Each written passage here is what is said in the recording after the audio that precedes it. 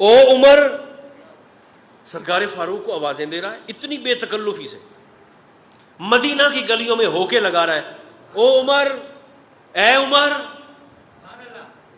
اس گلی سے گزرا جہاں آپ کا گھر تھا، آپ اپنے گھر سے باہر تشریف لائے، نگاہ پڑی تو آپ مسکرائے، اس لنگوٹیے یار کو سینے سے لگایا، اسے اپنے گھر میں لا کر بٹھایا، فرمایا تو مکہ سے یہاں کیا کرنے آیا ہے؟ اس نے کہا میں ایک بات سن کے آیا ہوں۔ فرمایا کیا؟ کہنے لگا تو مدینہ سے آواز وہاں پہنچاتا ہے؟ فرمایا تو نے ٹھیک سنا ہے۔ اس نے کہا تو بیٹھا مدینہ میں ہے، دیکھتا وہاں ہے؟ آپ نے فرمایا تو نے ٹھیک سنا ہے۔ اس نے کہا میں نے دیکھا تو ہے تو مدینہ میں، لیکن مدد کرتا ہے اپنے اس لشکر کی جو وہاں پہ لڑ رہا ہے۔ آپ نے فرمایا ٹھیک سنا ہے۔ اچھا اب وہ لنگوٹیا نا وہ اپنے ذرا اس رنگ میں آیا جو بچپن میں اس کا رنگ ہوا کرتا تھا۔ کہنے لگا عمر تجھے یاد ہے کہ ہم دونوں بیلی مکہ کے دونوں پہاڑوں کی وادیوں میں اپنے اونٹ چراتے تھے، تجھے یاد ہے؟ فرمایا یاد ہے۔ تجھے یاد ہے کہ تیرے اونٹ گم ہو جاتے تھے، چرتے چرتے دور نکل جاتے تھے؟ مسکرا کر فرمایا یاد ہے۔ وہ کہنے لگا پھر تجھے یاد ہے کہ تیرے ابا جی جناب خطاب تجھے مارا کرتے تھے ڈنڈوں سے اور تھپڑوں سے، تجھے تیرے ابا جی سے مار پڑتی تھی، عمر یاد ہے؟ آپ نے زیر لب مسکرا کے فرمایا وہ بھی یاد ہے۔ اس نے کہا عمر پھر تجھے یاد ہے کہ تجھے تیرے گم شدہ اونٹ میں ڈھونڈ کے لا کے دیتا تھا؟ آپ نے فرمایا یہ بھی یاد ہے۔ تو کہنے لگا ہون دس کہ بچپن میں تیرا اونٹ جو گم جاتا تھا وہ تو تجھے میں ڈھونڈ کے لا کے دیتا تھا، اور آج تو مدینہ میں بیٹھ کر پورے لشکر کی مدد کیسے کر رہا ہے؟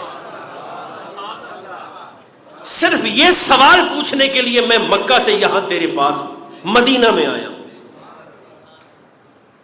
کہاں بچپن کا عمر اور کہاں آج کی تیری بات؟ کہنے لگا مجھے یہ بتاؤ یہ نگاہ تجھے کہاں سے ملی ہے؟ یہ نظر تجھے، اور یار اس جملے کا مزہ تو لیں، سرکار فاروق کے اس فرمان کا لطف تو اٹھائیں۔ وہ کہنے لگا مجھے ذرا بتا یہ سفر میں نے صرف یہ سوال پوچھنے کے لیے کیا، یہ نگاہ تو نے کہاں سے لی ہے؟ سرکار فاروق اعظم رو پڑے، چیخیں نکلیں، اور آپ نے فرمایا یار فرق یہ ہے بچپن میں تیرا یار تھا، اب محمد عربی کا یار بن گیا۔ یہ نظر کی طاقت اور نگاہ کا کمال اللہ نے صحبت رسول میں آنے کے بعد مجھے عطا فرمایا۔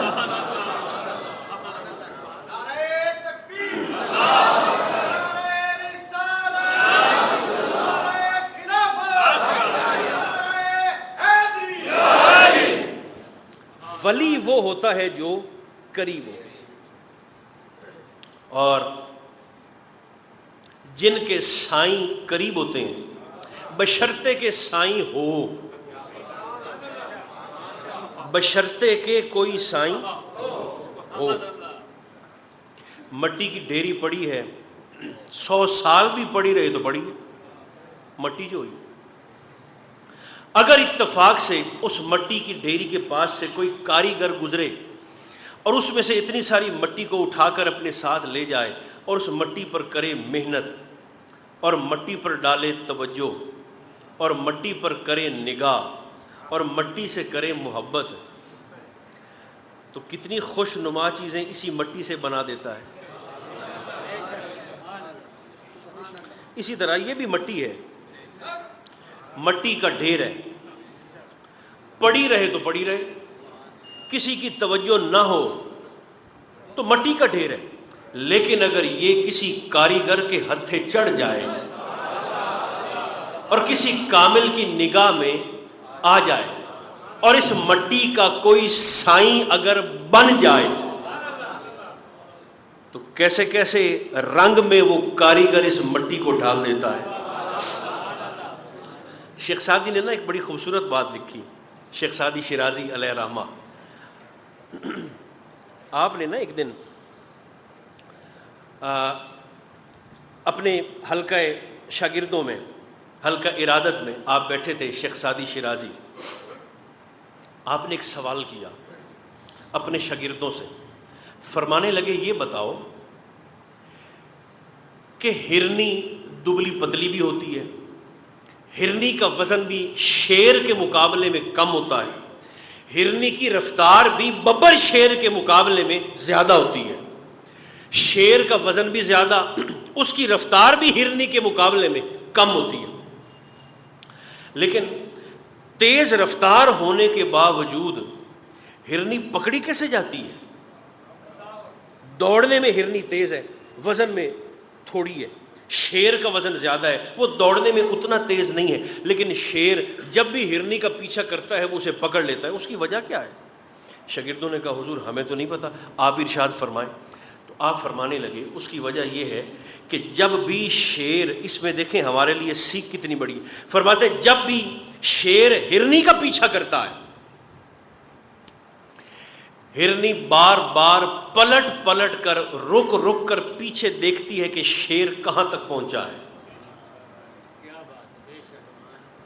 بھاگتے ہوئے، رفتار اگرچہ تیز ہے لیکن بھاگتے ہوئے وہ بار بار پلٹ پلٹ کے دیکھتی ہے کہ شیر اب کہاں پہنچا، بس اس کا بار بار پیچھے مڑ کے دیکھنا اسے مروا دیتا ہے۔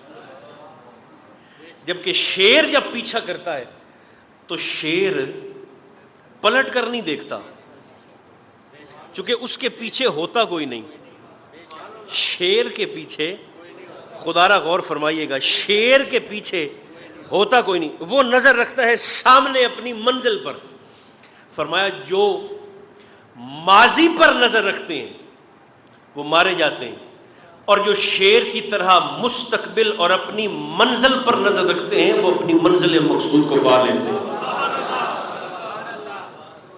انہوں نے کہا حضور یہ ساری بات آپ نے ہمیں کیوں سنائی ہے، یہ شیر کا اور بکری کا اور ہرنی کا یہ آپ نے بات کیوں سنائی؟ تو سرکار شیخ سعدی نے اس وقت ایک حکایت لکھی، اگر موڈ ہے تو میں آپ کی خدمت میں عرض کرتا ہوں۔ فرمانے لگے ایک بکری وہ اپنے ریوڑ سے، ایڑ سے، بچھڑی ایک یعنی گڈریا تھا چرواہا تو بکریاں چرا رہا تھا، تو ایک بکری اپنے ریوڑ سے جدا ہو گئی، الگ ہو گئی، ایک بھیڑیے نے اس کا پیچھا کیا، وہ دوڑتی گئی، بھاگتی گئی، بھاگتی گئی، ایک پہاڑ سے نیچے کودی، نیچے دلدل تھی، اسے پتہ نہیں تھا، بکری دلدل میں پھنس گئی، وہ جو بھیڑیا اس کا پیچھا کر رہا تھا، یہ سائنس سے میں آپ کو بات سنا رہا ہوں، بھیڑیے نے بھی پہاڑ سے نیچے چھلانگ لگائی، نیچے دلدل تھی، اسے بھی پتہ نہیں تھا، وہ بھی آ کے دلدل میں پھنس گیا۔ جب عصر کا وقت ہوا دونوں پھنس گئے ہیں سامنے، بکری بھی سامنے کھڑی ہے، بھیڑیا بھی سامنے، لیکن پکڑ نہیں پا رہا چونکہ پھنس گئے۔